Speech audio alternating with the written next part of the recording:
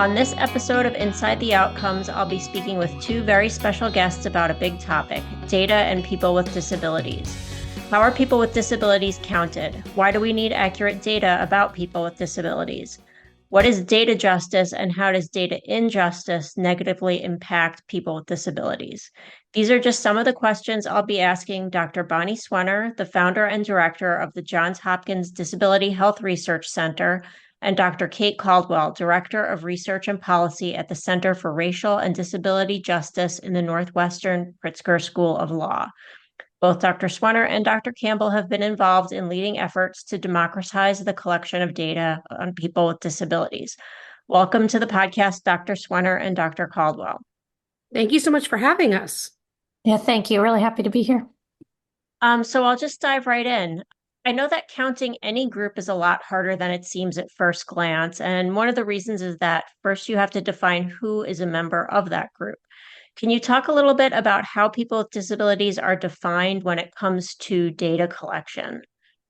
Of course. So one of the things from a research standpoint is that the way you define something is going to determine how you study it. So if you're looking to gather statistics, for example, on a certain population, the way you're defining that population is going to determine what the population is. And so why this is important for disability is that disability is defined in a number of different ways. And a lot of them are using what's called deficiency models that see disability as something negative, or something that's wrong or limited about a person that needs to be either fixed, eradicated, or cured in some way. But there are other ways of defining disability. So an example of this would be, for example, federal agencies tend to define disability differently. So the Social Security Administration defines it as a work disability. So do you have a disability that prevents you from working? The ironic thing there is that in order to qualify to receive Social Security disability benefits, you actually have to work. So you have to gain work credits and enough of them to qualify to receive those disability benefits. So even though you have to say you have a disability that prevents you from working, you have to work in order to get those disability benefits, right? So that definition prevents a bit of a catch-22. Another example that a lot of people are familiar with is how the Americans with Disabilities Act, or the ADA, defines disability. This one's really interesting because it has a three-pronged definition where you either have a disability, have a record of having a disability, or the third is you're regarded as having a disability. So if someone discriminates against you because they see you as having a disability, you still are being discriminated against on the basis of disability, whether or not you actually have a disability. It's still disability discrimination. So there's these different definitions of disability. A lot of them are intended to be limiting in some way. And a lot of them drive the way that we're collecting data in the US. Whereas if you look at more expansive definitions of disability, for example, the UN Convention on the Rights of Persons with Disability, or the CRPD, that actually has a more open definition that allows people to identify more freely as having a disability. And it's more in line with a human rights approach rather than like a civil rights approach, which is really intended to make sure that it's aligned with legislation and policy, services, and benefits systems. And so these different ways of defining disability are going to determine who gets counted as having a disability. But also, there's different ways that people define disability for themselves. So, for example, there's this huge debate in the disability community between person first disability language and identity first disability language. So whether you refer to yourself as a person with a disability, which would be person first, or identity first, which is where you say that you are a disabled person. And from a research standpoint, I always see these as two different groups, really, because there actually are a lot of people who have disabilities, but don't necessarily identify as disabled or see themselves as part of the disability community. So person first language, or using that definition of disability, is going to include people who have disabilities, but don't necessarily identify as disabled. whereas identity first language is more of a socio-political orientation of people who do see themselves as disabled and or part of the larger disability community. And so I would see those as measuring two different populations. So it sounds like it's extremely complicated to not only define disability, but to determine to count people who have disabilities. And part of the reason we need to know the numbers of people with disabilities is for benefits and for services and for the allocation of funding. And I know that recently the US Census was considering changing questions on the American Community Survey related to disability. That would have resulted in an undercount of the number of people with disabilities. Dr. Sweater, you led efforts urging the Bureau not to move forward with those changes to the American Community Survey. Can you tell us a little bit about that? Yeah, sure. So the US Census Bureau was proposing to change the questions that they were using to count disabled people or to identify people with disabilities in the American Community Survey. And so that shift would change from one set of 6 questions to another set of 6 questions. This movement was problematic for a number of reasons. The first is because, as you indicated, it would have led to a drastic undercounting by 40% reduction of the national estimates of disability as compared to the current estimates with the current questions that were being used or are being used. The other big concern was that this proposed change really had moved forward without engaging the disability community, including disabled researchers or scholars or people from the disability community. And that's a huge red flag. I think as Kate alluded to, disability is still a complex construct, perhaps maybe always will be. And the reality is, on the measurement side, we're not where we should be, meaning we have very limited tools, instrument sets of questions. So the offer on the table from Census to move from one set of questions to another, let me be clear, our pushback wasn't because we think our current set of questions is ideal. It absolutely is not.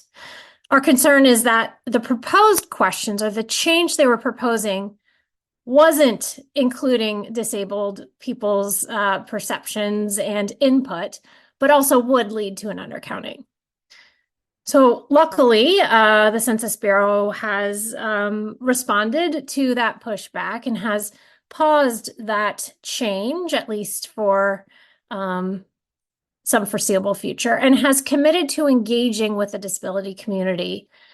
But it doesn't solve the issue of a need for better and more inclusive measures of disability that match some of the constructs that Kate described, right? That move away from that deficit-only framework, because that's really all we have for the most part, and move towards more modern views, modern conceptualizations of disability. Really, we don't have measures that match the way people with disabilities view themselves.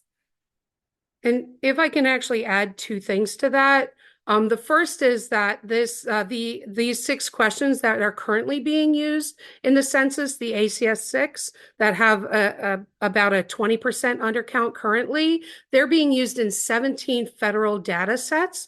So this is a widespread problem. And if we were to change these to the new set of 6 questions that had a 43% undercount, then it would end up being reflected in all of those federal disability data sets. And it would be a much larger problem than just the census, right? So it's very big. But the other thing is they actually just successfully changed the question in the census on race and ethnicity. They combined it into one question. And the thing is, they actually spent over a decade working on this. And so what they ended up doing is they did in 2010 an alternative questionnaire experiment, and then in 2015 a national content test, which included extensive focus groups, interviews, and statistical testing of different question formats with over 1.2 million households before rolling it out. And now they're finally changing it so that it's actually reflective and allows people to choose the race and ethnicity that most closely matches to who they are and how they identify. Why aren't they considering doing the same thing with the disability questions? And that's really, I think, all we're asking for. Yeah, Dr. Sweater, you mentioned that you're kind of looking for a shift towards more modern definitions and constructs of disability to enter into these questions related to counting people.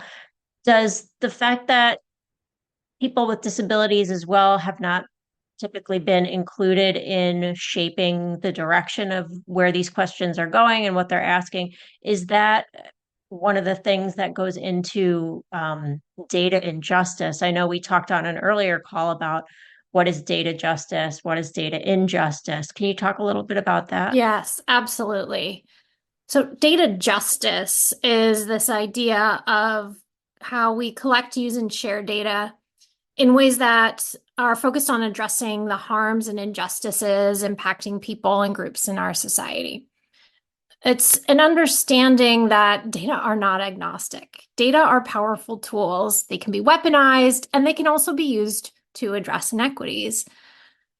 So disability data justice is really applying that approach and that understanding to disability data as we're really talking about, and recognizing that there is a really important bi-directional two-way relationship between data and society. So data can either reinforce the biases and injustices that disabled people face, or it can be set up and organized in ways to address them. But to do that, we have to make sure the data reflect the perceptions and the real barriers that disabled people face. And that can't be done unless we are working with the disability community and a diversity of disabled people. If we don't do that, and you are correct that historically that hasn't happened, and that leads to biases and honestly can deepen injustices of the past, right? A lot of the data and some of the ways that we're collecting data, including the example Kate gave, really are based on ableist ideas of disability. And again, it's that deficit model.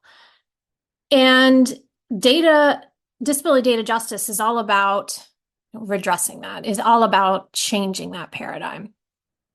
I think one thing I'd like to add to that is that right now, we are dealing with the impact that the pandemic has had, and it will continue to have on our society as a whole. But one thing we really need to appreciate is that the pandemic has been a mass disabling event, and we are only just beginning to see the impact of that. And it's going to continue, especially as a society, we are now largely an immunocompromised population, given how exposed everyone has been to COVID-19.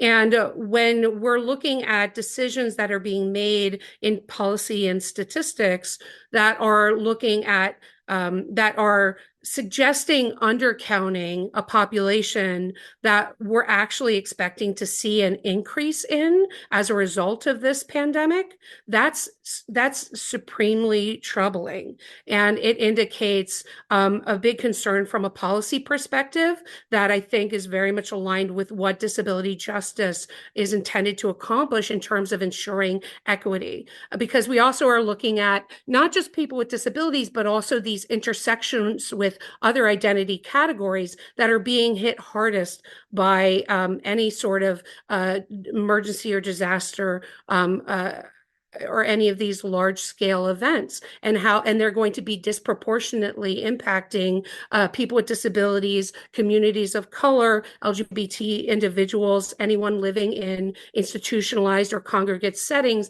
disproportionately.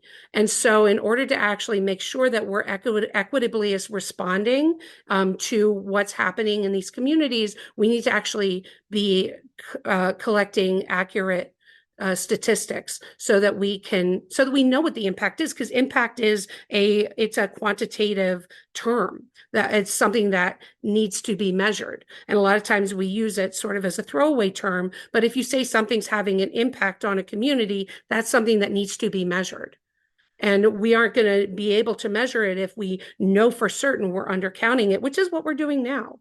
And so data justice and equity is really making sure that we are responding to the needs of communities that are being disproportionately impacted by negative factors by making sure that we are accurately measuring that impact. What are some of the ways that we can improve how we collect data about people with disabilities? What are some solutions or ways to address this that you would like to see rolling out? Yeah, so, part of the path forward is a roadmap, I would say, of change, right? We need some short-term goals, some midterm goals, and a long-term goal here, because as was demonstrated with the changes to race ethnicity data, this is not going to happen overnight. This isn't going to happen this year. But we need to outline and start to get agreement on the path ahead of us, right? So to me, that's what has to happen. And what that includes is some structures built into that. And there's a view and conversations of what do we do with the data we have now that we know are limited?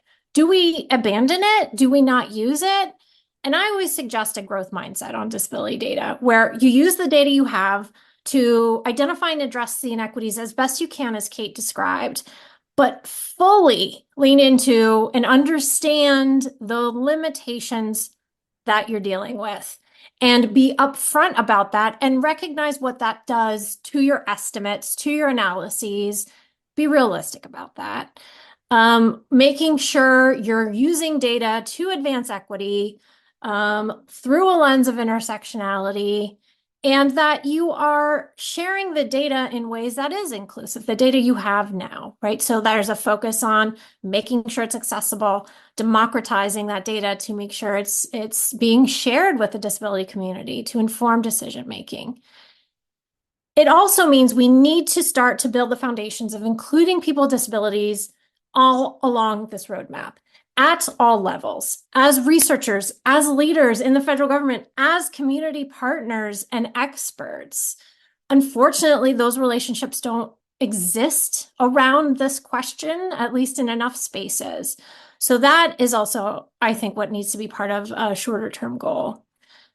I also think that a longer term goal is actually what, again, Kate had described for race ethnicity, is we need to do the research, right? We need the funding to then do our homework, develop a more modern framework to develop better measures on, do the testing, but that requires partnerships with the federal government, funding from all sorts of sources, researchers, and the community to get there.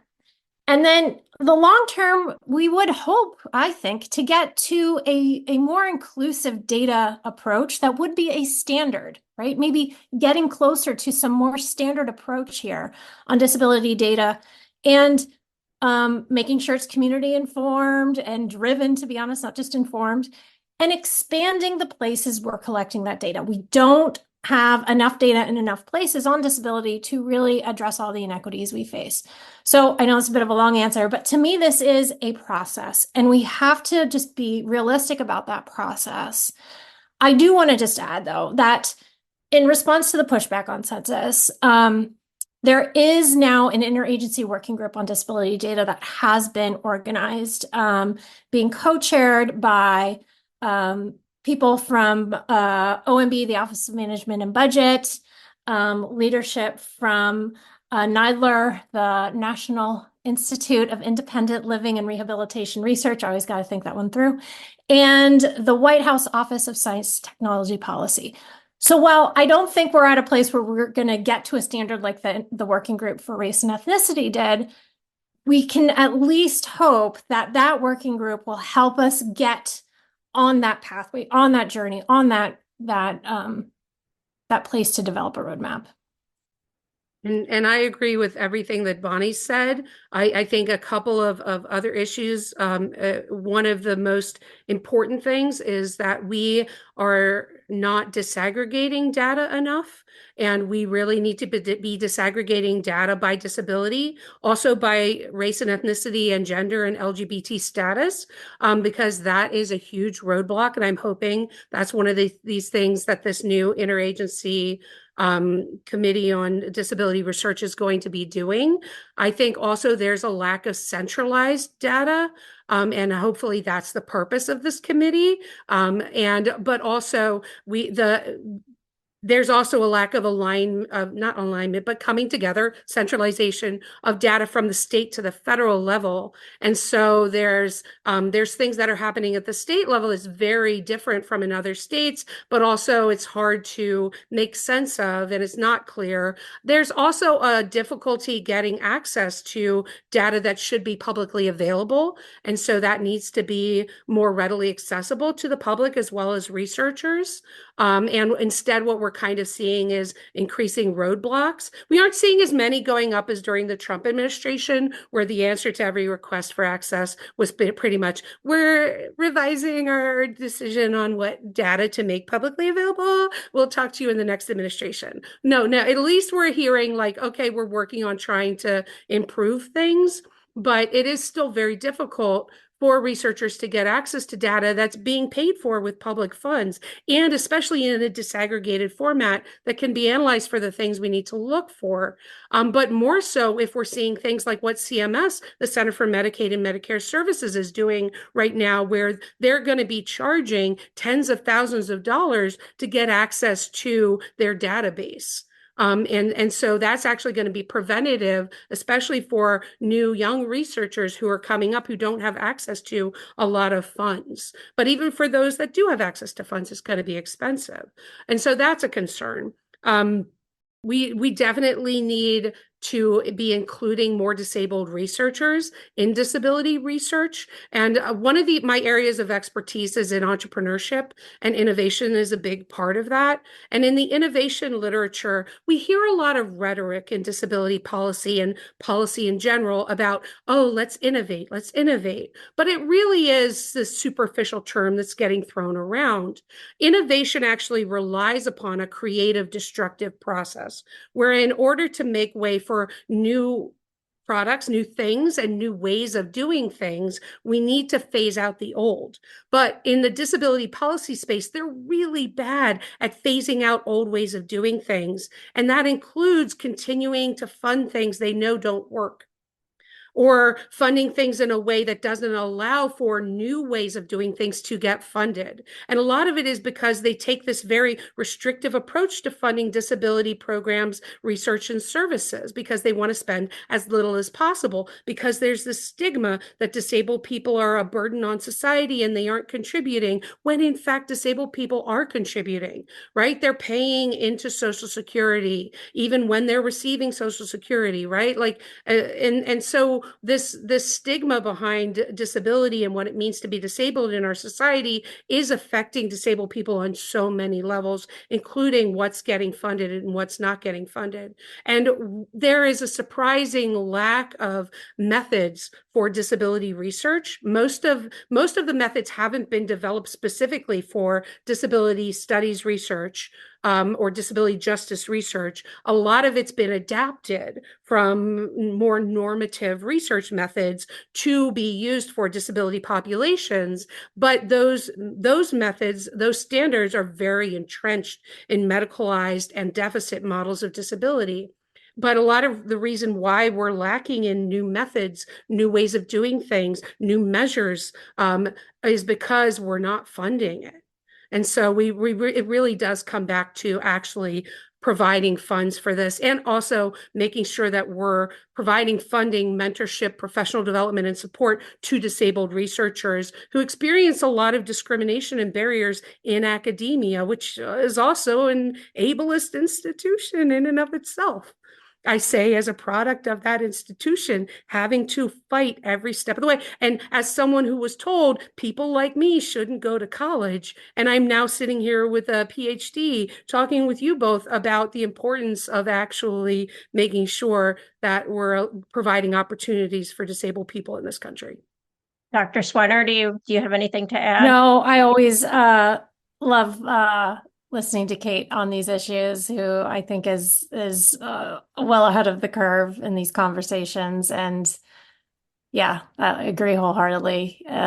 We need to do the research, and we need the support to do it, and we need the people who understand the problems to be working on them.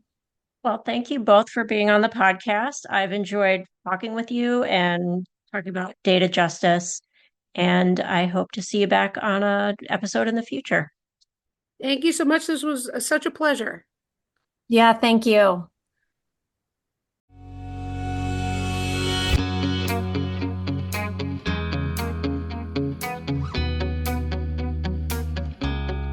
This has been Inside the Outcomes, a rehabilitation research podcast.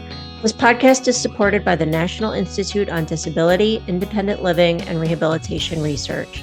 This is your host, Sharon Parmet, signing off.